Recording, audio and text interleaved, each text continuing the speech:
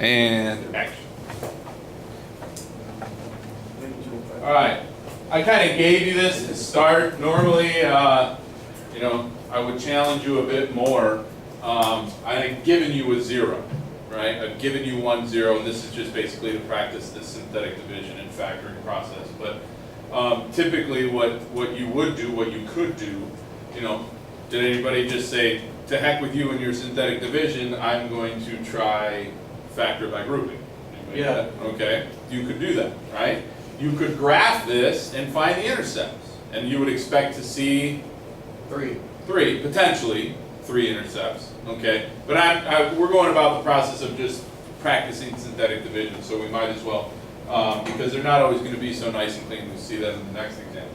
So if we know that 3/2 is a 0, 3/2 is the 0, so I'm not dividing by negative 3/2. That is the 0. It's not like this problem where we had the linear factor and we synthetically divided by the opposite. We know this is a 0. We're told it is a 0. So when we do the synthetic division, we're using all of these coefficients. Okay?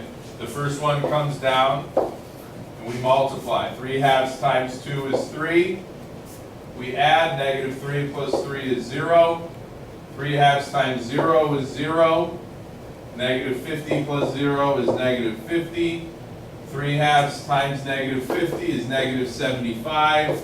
And we get that magical 0 over here. If the number is a 0, we have to get a 0 here.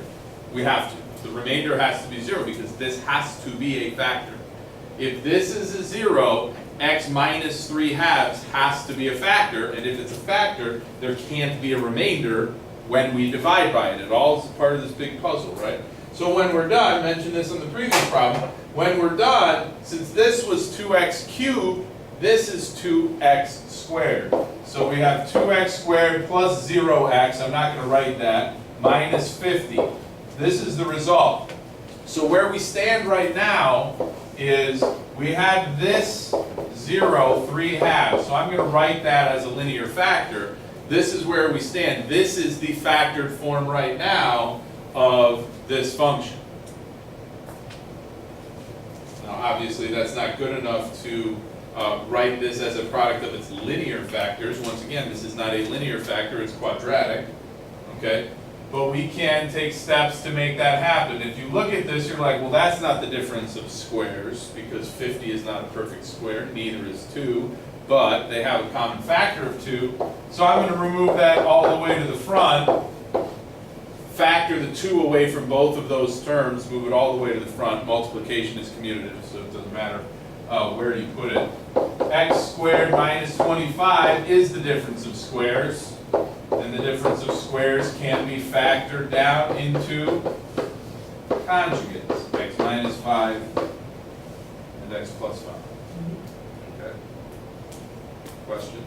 So the emphasis here, when we synthetically divide, we knock the degree down by 1 to a point where we can factor it. Now there's going to come a time where this is a plus sign. Okay, and you're going to have the sum of squares, and you're going to get complex zeros. There's going to come a time where you can't factor that at all, and you're going to have to use a quadratic formula. The bottom line is, if you can find enough zeros, you keep synthetically dividing until you get to that quadratic, because that's the arena that we're a little bit more comfortable in, I think.